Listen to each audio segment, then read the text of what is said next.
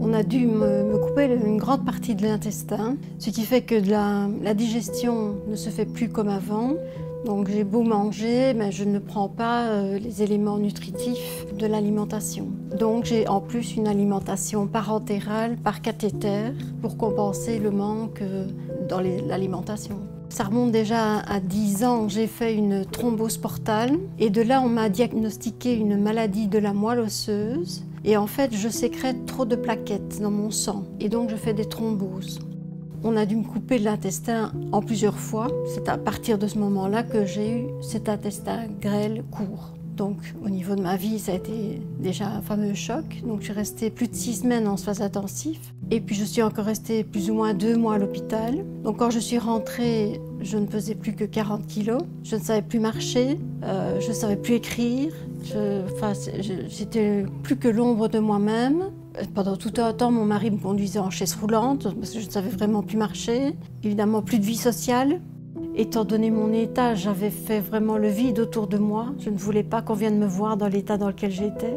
Au niveau de l'alimentation, je suis revenue avec un PICC-Line dans le bras. Matin et soir, j'avais des infirmières qui venaient me connecter, me déconnecter. J'ai eu la chance d'avoir ma famille autour de moi. J'ai été très secondée par mon mari, ma fille. Et ma vie a été complètement chamboulée. Oui.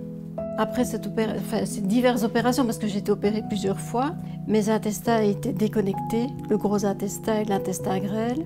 Et on a décidé donc 3-4 mois après de reconnecter les deux intestins afin que mon transit intestinal se fasse correctement. Il y avait un trou béant dans l'intestin et on a dû finir par me réopérer pour pouvoir aller suturer le trou de l'intestin. Et ce n'est qu'à partir de ce moment-là que ça a été un peu mieux. 2-3 mois après, c'est ma vésicule biliaire qui n'a plus voulu fonctionner correctement. Et donc là, on a dû m'enlever la vésicule biliaire. Et là, le professeur du CHU de Liège, qui m'avait opéré et suivi pendant mes 3 ans, m'a dit là, ici à Liège, on ne sait plus rien faire pour vous et on vous propose d'aller à Louvain. Et là, à Louvain, j'ai rencontré d'autres médecins. Là, ils ont des spécialisations au niveau du grêle court. Et ce qu'ils m'ont proposé en plus, c'est maintenant une transplantation d'un multi-organe. Donc non seulement remplacer mon intestin grêle, mais mon estomac, puisqu'il a souffert aussi. Mon foie qui a souffert énormément à cause de l'alimentation parentérale que j'ai depuis 4 ans. Et mon pancréas. Et à Louvain, on m'a permis d'avoir une formation avec mon mari pour pouvoir me connecter, me déconnecter toute seule. Et donc, je peux m'alimenter et ça m'a rendu une fameuse bout de liberté. Oui.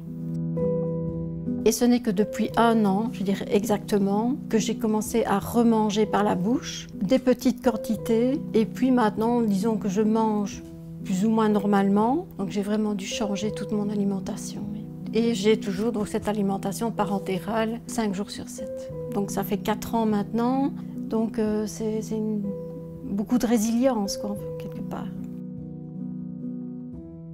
Cette transplantation, c'est un peu comme une montagne qui est là devant moi, qu'il faudra qu'à un moment donné je franchisse. Et je sais que quand je l'aurai franchie, je pourrai recommencer et j'aurai certainement une nouvelle vie. Enfin, c'est mon objectif. Je dois dire que j'ai d'abord eu la chance d'être reçue dans une équipe au CHU ici à Liège formidable. Et je les en remercie tous les jours parce que si je suis toujours là aujourd'hui, c'est grâce à eux. Moi, j'ai remarqué l'empathie des médecins qui venaient de manière très pédagogique nous expliquer ce qu'ils allaient faire, ce qu'ils avaient fait, comment ça fonctionne, quelles étaient les évolutions. Ce qu'il faut vraiment faire, c'est garder le moral. Toujours être positive. Et je pense que c'est grâce à ça que je suis là aujourd'hui. Parce que c'est elle qui nous a amené le courage. C'est elle qui nous a portés depuis son lit. La dernière chose, c'est que quand Muriel a compris que c'était grave, mais qu'elle était passée au travers, sans pouvoir encore parler, elle a montré ses poings. Je vais me battre. Je vais me battre. Et elle s'est battue. Et elle est là.